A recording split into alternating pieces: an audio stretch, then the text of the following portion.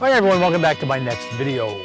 Today is March 27th, 2018 while you're watching this, and March 27th is a big day for me. I'm sure it's not a big day for anyone else probably, but something happened on March 27th in 1964 that really just kind of just changed my whole life. And the impact of it went on and on for until today. I can see the impact of that event in my life today. The event was the Good Friday earthquake in Alaska in 1964. And it was the largest earthquake ever on the North American continent. There's never been a bigger one that we are aware of. It was the second largest earthquake that ever happened anywhere that we know of on the planet. It was just a huge earthquake. The biggest earthquake, I think, on the planet was 9.3 or 9.4. And so 9.2, it was, the Good Friday earthquake was a 9.2. It's just an enormous earthquake. I was 9 years old, living in Anchorage, Alaska. We'd moved to Alaska in 1961 when I was a boy. And it was just a momentous day. It had occurred at 5:30 at night, 5:36. I was downstairs watching TV. And all of a sudden, the earth started to move. You know, the whole house started to shake. Well, in Alaska, earthquakes are normal. You know, when you live in Alaska, you don't give much thought to earthquakes because they just happen all the time. There are average of 4,000 or 5,000 earthquakes a year in Alaska, and that's more than the rest of the country combined, including California, Oregon, and Washington, which have the most on the Pacific Rim. More than the whole country combined. So in Alaska, you just kind of get used to the fact there are earthquakes. But, you know, there are earthquakes, and then there's 9.2 magnitude earthquake. I mean, it was enormous. Just, I can't even begin. Now, you know, there are always earthquakes, and when it's how long do they go on, and do they get worse and worse? This one kept going on. It didn't just stop, and it got worse, and it was enormous. The whole house was shaking and groaning. So my sister and I ran up the stairs, and we went outside. And my mom was inside in the kitchen. We rented an apartment back then, and was washing dishes. And she said when the earth started to shake, every drop of that water picked up and flew out and landed all over. Well, that was a big earthquake, and her first thought was her kids, of course. So she went outside, and we were already outside, and we were standing there, my sister and I and my mom. And everyone else around us, and all the houses around us, everybody had gone outside. They were afraid to be inside. So we were all standing there, and the earth just, it was dancing. I mean, I don't know what else to say. You could see ripples in the ground, and it shook. The house shook. Fence posts shook. The telephone poles danced back and forth. There were crevices would open in our yard in front of us and then close again. And even worse, I mean, it's enormous. Is the world just coming to an end? That's what's going through your mind. Is the world just coming to an end right here and now? And so you're watching all this happen, but it kept going on and on and on. The earthquake lasted 4.5 minutes, which is extraordinary for an earthquake. And, you know, imagine 4.5 minutes. Get your watch out and set up and just watch 4.5 minutes. And every second of the 4.5 minutes, you're wondering if the world is coming to an end. And it just drags on and it shakes. In fact, we had so much time. We stood out there for so long. And earthquakes are such a big deal in Alaska. We practiced for them in school. We would have drills. This was also the time of the Cold War. And so we would have drills. This was what happened back in 1964.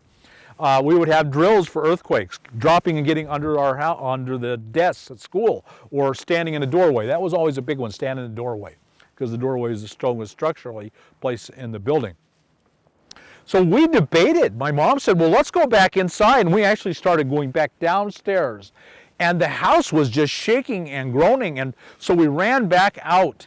Because we didn't want to, if the house collapsed, you know, it's two choices here. The earth opens us up and swallows and closes, or the whole house collapses on us.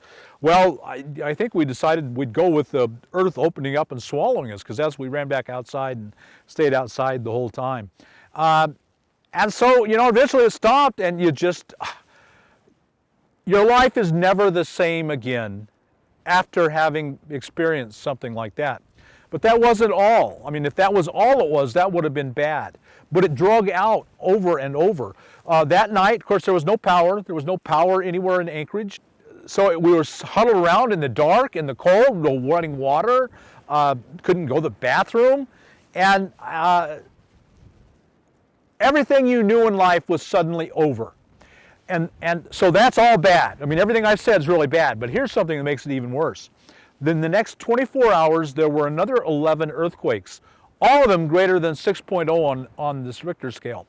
And a 6.0 earthquake is bad. I mean, it's a bad earthquake. And so, you know, you'd been through this last one, this enormous one, and then they'd start all over again. The earth would be shaking again. Now, they didn't last long. They were just aftershocks, and they weren't anything compared to the big one.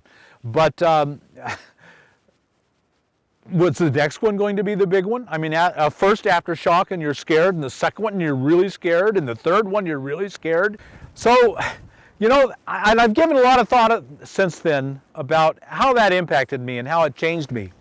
And you know, even in this channel, I believe you can see the impact of the lessons that were just imprinted into my heart and mind.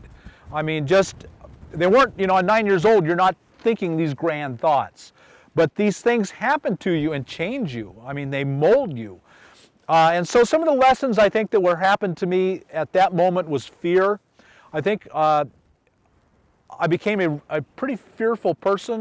So fear was instilled in me. And then there was an awareness of, at a moment's notice, just like that, your whole world can change. It can all come to an end. You know, we're raised with the idea that we're masters of the universe and can control. But I knew that was, I knew then I could never tell myself that again, because I knew I wasn't the master of anything. Nature dictated what happened and when and how. And tomorrow was no guarantee. There was never a guarantee in my life again that tomorrow would happen. And that's something you hear all the time. Don't plan to live forever. Don't put off living a good life until tomorrow, because today is what you've got. It can be snatched away from you. And I watched it being snatched away from us. And that awareness of, I'm not in control of my life. And boy, I'd better live for today. And that was the healthy lesson. The fear was the unhealthy lesson. Instead of, I lived in fear of death. And even today, you hear death from me a lot. Embracing death, making it an ally, making it a friend. If you'll do that, if you'll make death an ally instead of a paralyzing fear, and I think we all have it, and I know a bunch of you are out there going right now, well, I'm not afraid of death. I bet it's hidden in there deep down inside, and I don't know where it comes from, but it's there. Part of it's just natural. You're born with it, and sometimes it's reinforced by our childhood and adult and our lives. It's just reinforced by everything we go through life. I became aware of that nature was in control, and that was the one healthy thing I did, was I developed a love for nature. And through my teen years and young adulthood, I became a backpacker, and I was constantly in nature, and I had a reverence almost for nature. And so that was the one really good, healthy thing that came out of it. But these other two, the fear and the fear of death, kind of overpowered it. And I lost out of that reverence and humility. A lot of when something like that happens is you develop a humility before nature. Nature's in charge. We have this delusion, this deluded idea that we're in charge of our planet. We are the masters of our planet, when we are nothing like that whatsoever. Nature is in charge of us at all times. And that's also a message you're going to hear from me, and is deep down part of me, is that we've got to live in harmony with nature and stop fighting it. When you've stood and watched the power of nature and realized your life can be snuffed out in a second, going to war with nature does not seem like a good idea. And it is no longer a good idea. So my message to you in this channel, and when you wonder, why does he do these things? Who is he? Is this real?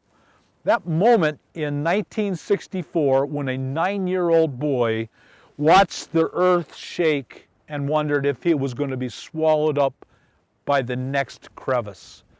That is my answer to your question. Everything I do is for real. Live for the moment. Don't just live for the future. Yes, make plans for the future. Everyone here should be making some plans for the future. But the idea that I shouldn't have any pleasure or joy or contentment or peace now and live only for the future is a horribly diluted way to live and way to think, and completely wrong. Live in harmony with nature. Humans lived in harmony with nature as hunter-gatherers for 2 million years, and that's my message to you. Let's live in harmony by adopting the ideas and the principles of hunter-gatherers, of nomads, of the way humans have always lived as nomads, by wanting less. Stop wanting so much. Stop fighting the earth and damaging the earth to get more and more and more. Live in harmony and connection with it. Live in harmony and connection with each other.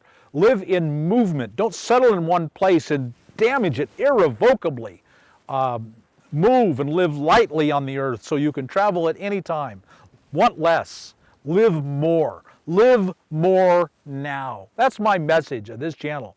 Want less.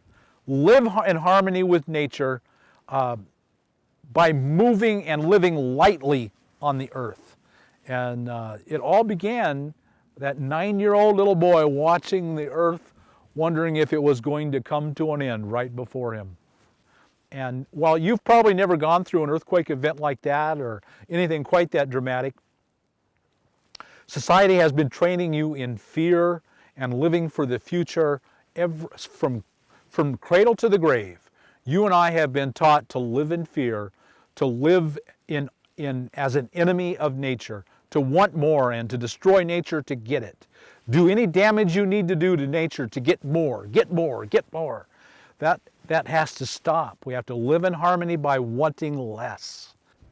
So if you got anything out of this other than the story of an old man talking about his youth, if you can see anything out of it that can help you, and I hope you do, like us on YouTube, hit the thumbs up button so others will hear this message as well. Subscribe to the channel and come back for our next video, and we'll talk to you later.